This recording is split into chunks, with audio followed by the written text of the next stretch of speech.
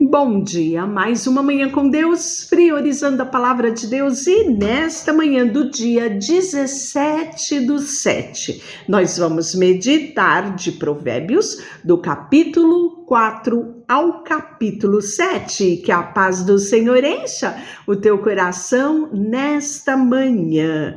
Vamos no capítulo 4 saber qual é o conselho sábio de um pai para o seu filho. E ele começa dizendo: meus filhos, ouçam seu pai o que ele lhe ensina, e preste atenção e aprenda a ter discernimento. E o que seria esse discernimento, né? Discernimento é a capacidade de você compreender situações, né? E separar o que é certo e o que é errado. Ter clareza, sensatez na hora da tomada de decisão, né? Sabendo tomar uma decisão, sabendo as consequências daquela decisão e o que é certo e o que é errado. Então, isso é discernir, né? Então, esse pai, ele fala para que o filho prestasse atenção naquilo que ele iria lhe ensinar e aprendesse a ter o discernimento na hora de fazer escolha, saber aquilo que era certo e errado. Pois a orientação que lhes dou é boa, e não se afaste das minhas instruções. Quando eu era filho de meu pai, filho único, amado por minha mãe, meu pai me ensinava: leve minhas palavras a sério, siga meus mandamentos e você viverá. Adquira sabedoria e aprenda a ter discernimento. Então, discernimento é algo que você não nasce, você aprende ouvindo, ponderando, não tomando decisões precipitadas, sabendo avaliar tudo aquilo que vem a você. E qual é o parâmetro nosso? Claro, a palavra de Deus, não é?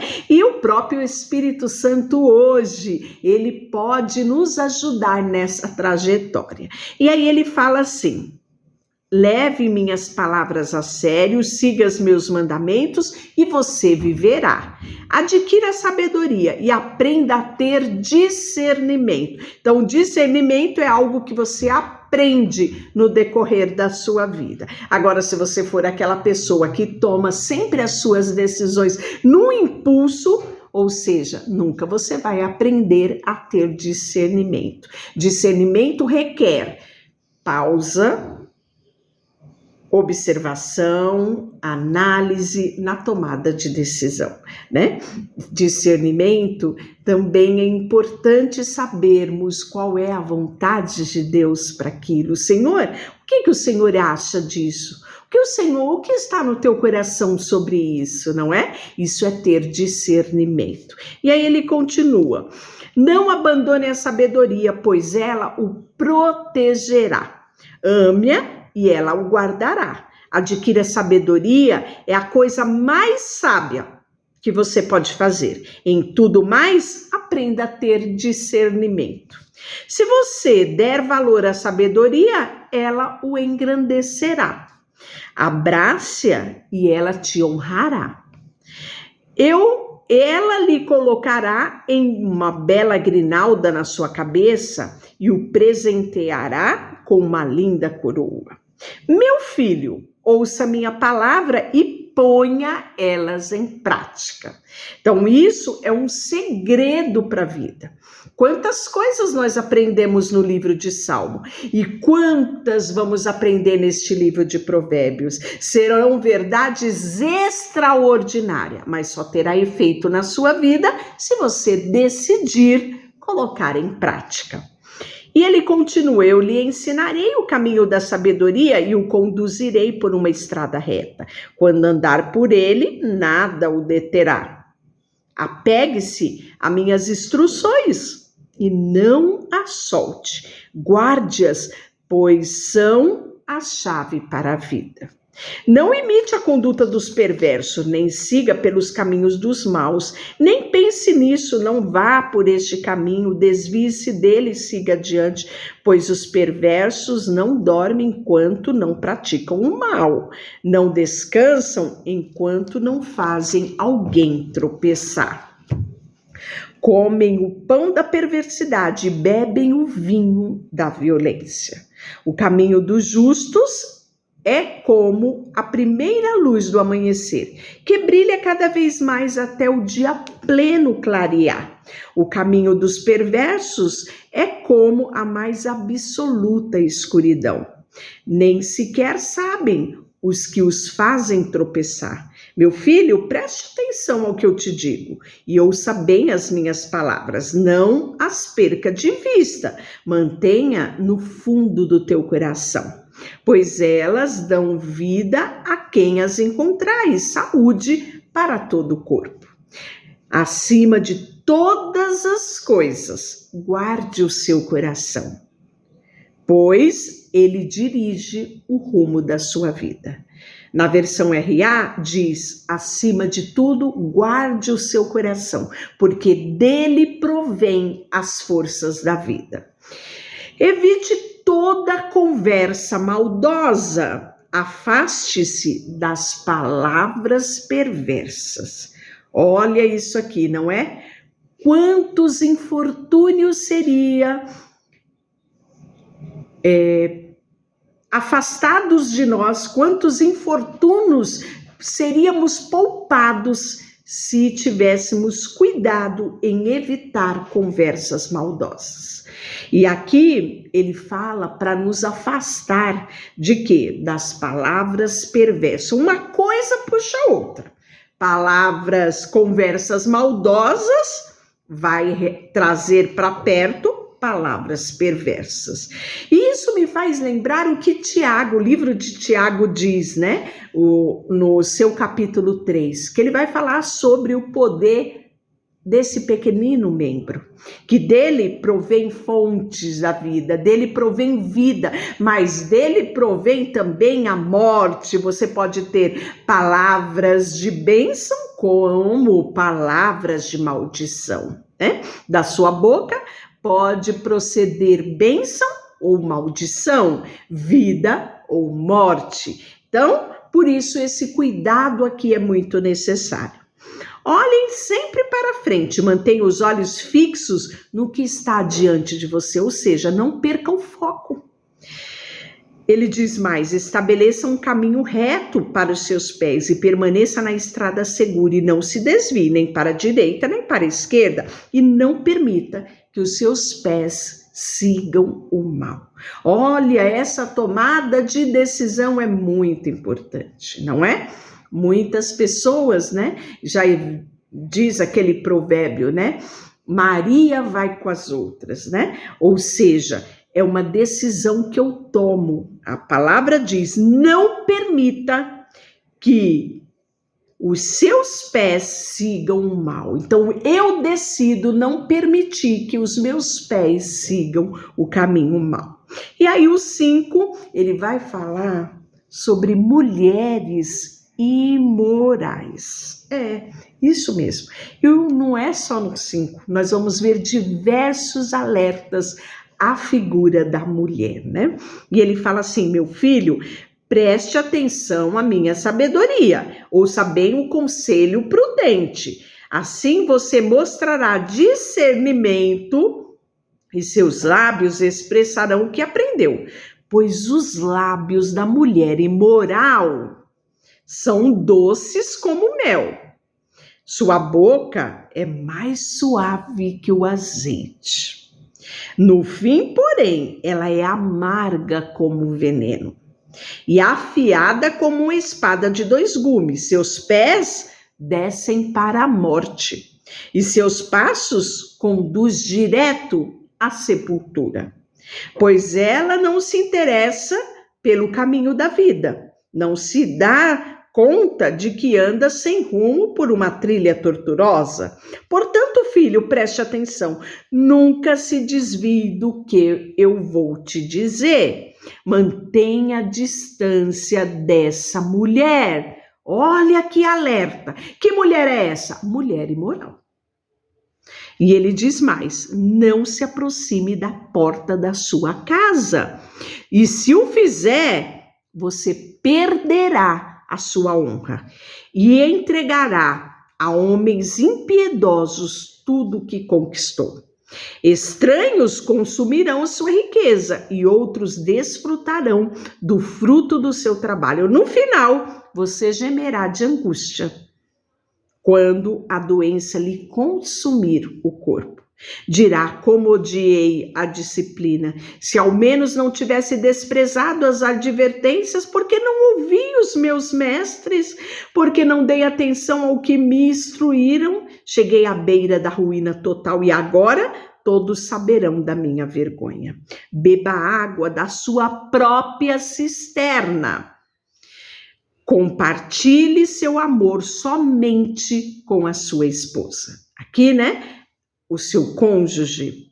Porque derramar pelas ruas a água das suas fontes e ao ter sexo com qualquer mulher, reserve esta água apenas para vocês e não reparta com estranhos. Seja abençoado a tua fonte e alegre-se com a mulher da tua juventude. Ela é a gazela amorosa, corça graciosa, que os seus seios de sua esposa o satisfaça para sempre. E você seja cativado por o seu amor todo o tempo. Porque, meu filho, se deixar cativar pela mulher imoral ou acariciar os seios da promíscua, pois o Senhor vê com clareza o que o homem faz, ou seja, não escondemos nada de Deus. Examina todos os seus caminhos. O perverso é cativo dos próprios pecados. São cordas que apartam e o prende. Ela morrerá por falta da disciplina. Ele morrerá por falta da disciplina. E se perderá por sua grande insensatez. E aí, nós vamos ver que o capítulo 6, ele é uma lição para a vida diária. E o interessante é que ele começa a falar de algo, que talvez você nunca pensaria que teria isso na Bíblia, que é a fiança, ser fiador de alguém, Ou seja, é uma prática ainda utilizada nos dias de hoje e é regido pelo nosso Código Civil, não é? Existe os aluguéis onde existe essa figura da fiança, do fiador, Então a pessoa chega, vai alugar uma casa e aí pergunta: pai, você pode ser meu fiador? Mãe, você pode ser meu fiador? Um amigo, você pode ser o meu fiador? Olha o que a Bíblia fala a respeito disso. No nosso direito civil, o fiador, ele é solidário à dívida. Ou seja, se a pessoa que alugou a casa não pagar, quem paga? O fiador. É como se a dívida se tornasse dele. Isso no direito civil se chama solidariedade, E agora nós vamos ver o que a Bíblia fala sobre esse tipo de garantia.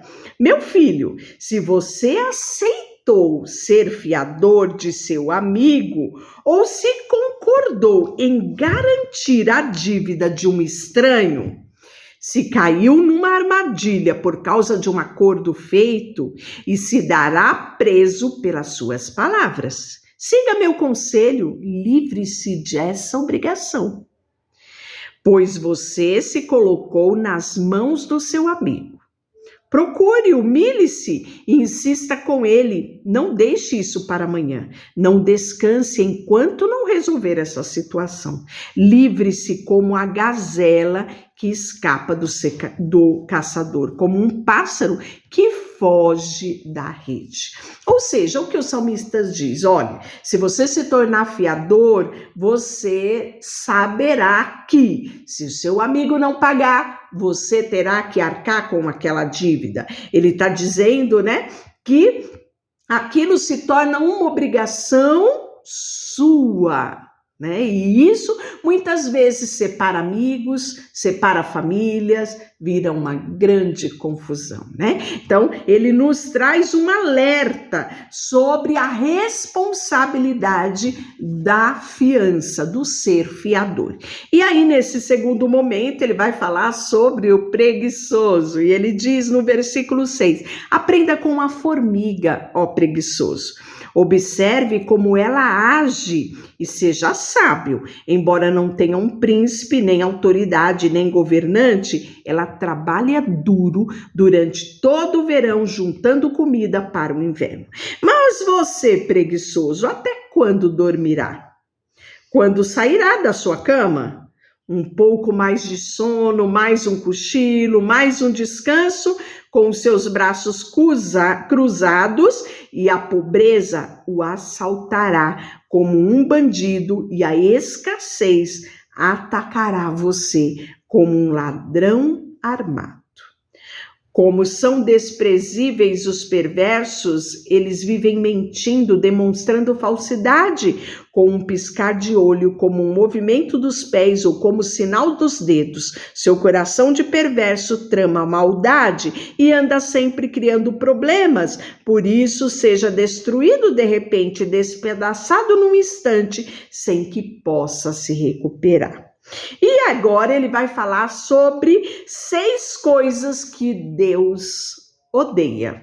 É isso mesmo, vamos ver. A primeira delas, ele fala que há 6 coisas que Deus odeia. 7 coisas que ele considera detestável. Então vamos para a primeira. O que Deus odeia: olhos arrogantes. Segundo, língua mentirosa. Terceiro, mãos que matam inocente. Quarto, coração que trama maldade. 5, pés que se apressam em fazer o mal. 6, testemunha falsa que diz mentiras. E o 7, que é o quê? Aquilo que Deus detesta. Então, essas 6 Deus odeia, mas a 7ª Deus detesta. É pior de todas. Sabe qual que é? Aquele que semeia desentendimento entre os irmãos. Isso Deus detesta, é o pior de todos eles, que é o 7º. Meu filho, obedeça os mandamentos do seu pai e não deixe de lado a instrução da sua mãe. Guarde as palavras deles em seu coração e amarre-o em seu pescoço. Quando você andar, os conselhos dos teus pais te guiará. Olha que precioso para o jovem, não é? Quando dormir, eles o protegerá. E quando acordar, eles o orientará. Pois o mandamento é lâmpada e a instrução é luz. E a correção da disciplina são o caminho que conduz à vida. Eles o protegerão da mulher imoral, das palavras sedutoras da mulher promíscua. Não cobice a sua beleza e não deixe que os seus olhos o seduzam. Pois a prostituta levará a pobreza, mas dormir com a esposa de outro homem lhe custará a vida. Olha o que ele fala aqui sobre o adultério. Pode um homem carregar fogo junto do peito, sem que a roupa se queime? Pode alguém caminhar sobre brasa sem que os pés se queimem? Assim acontece com aquele que dorme com a mulher do outro. Aquele que a toca não ficará sem castigo. Pode-se encontrar desculpa para o ladrão que rouba porque está com fome. Ainda assim, se for apanhado, terá que pagar 7 vezes o que roubou. mesmo que precise vender tudo que há na sua casa, mas o homem que comete o adultério não tem juízo, pois destrói a si mesmo.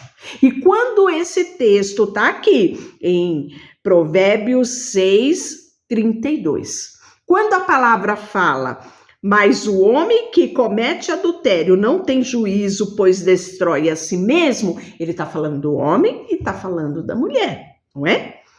E isso aqui, talvez, antigamente, o nosso Código Penal, adultério era crime. Hoje, a coisa está tão penalizada que o adultério deixou de ser crime. Mas a palavra de Deus não muda. A palavra de Deus diz que o homem ou a mulher que comete o adultério não tem juízo, perdeu o juízo. Por quê? Porque vai destruir a si mesmo, né? E a gente tem visto quantas famílias destruídas por conta desse pecado sexual, do pecado do adultério. Será ferido, desonrado, sua vergonha jamais se apagará. Porque o marido ciumento ficará furioso e não terá misericórdia quando se vingar. Não aceitará compensação alguma, nem se satisfará com os presentes mais valiosos. E aí no 7º, gente, ele vai continuar falando, sabe do quê? Da mulher imoral. Características da mulher imoral. Meu filho, siga o meu conselho, guarde os meus mandamentos como um tesouro, obedeça os meus mandamentos e viva, cuide das minhas instruções como a menina dos seus olhos, amarre-os aos dedos como lembrança, escreva no fundo do coração, ame a sabedoria como se fosse sua irmã e faça do discernimento um membro da sua família. Eles o guardarão da mulher imoral, das palavras sedutoras da promíscua. Enquanto estava à janela da minha casa e olhava pela cortina, vi alguns rapazes ingênuos e percebi entre eles que não tinham juízo. Eles apressaram e atravessaram a rua perto da esquina onde morava certa mulher e caminharam em direção à casa dela. Ela era já o horário do crepúsculo, ao anoitecer, quando caía a escuridão profunda. A mulher se aproximou dele com roupas provocantes e coração malicioso. Era ousada, inquieta, do tipo que nunca para em casa. Está sempre nas ruas e nos mercados, à espreita em cada esquina. Abraçou o rapaz, beijou, sem a menor vergonha, ele disse: hoje apresentei uma oferta de paz e cumpri os meus votos, por isso estava à sua procura. Saí para encontrá-lo e agora o achei. Estendi minhas lindas cobertas sobre a minha cama, lençóis coloridos de linho egípcio. Perfumei minha cama com mirra, aloés e canela. Venha, vamos embriagar-nos de amor até o amanhecer. Vamos desfrutar da carícia um do outro. Mas o meu marido, esse não está em casa. Ele partiu numa longa viagem, levou consigo uma bolsa cheia de dinheiro e só voltará no fim do mês. Assim, ela o seduziu com palavras agradáveis e com elogios doces o atraiu.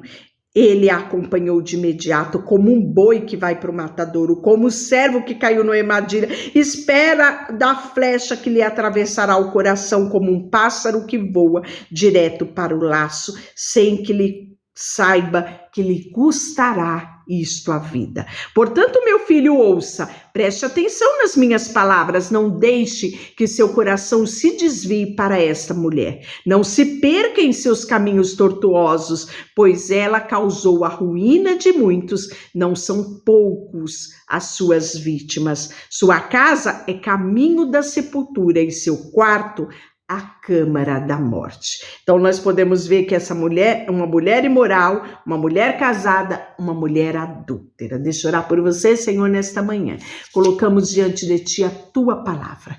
Que os nossos olhos sejam abertos, papai, para princípios Teus que são eternos, que não muda e que é o segredo para termos uma vida feliz, uma vida de bem-aventurança, uma vida onde gozaremos do Teu cuidado e da Tua bênção sobre nós. Colocamos diante de Ti tudo o que temos e somos, em nome de Jesus. Amém. Deus te abençoe.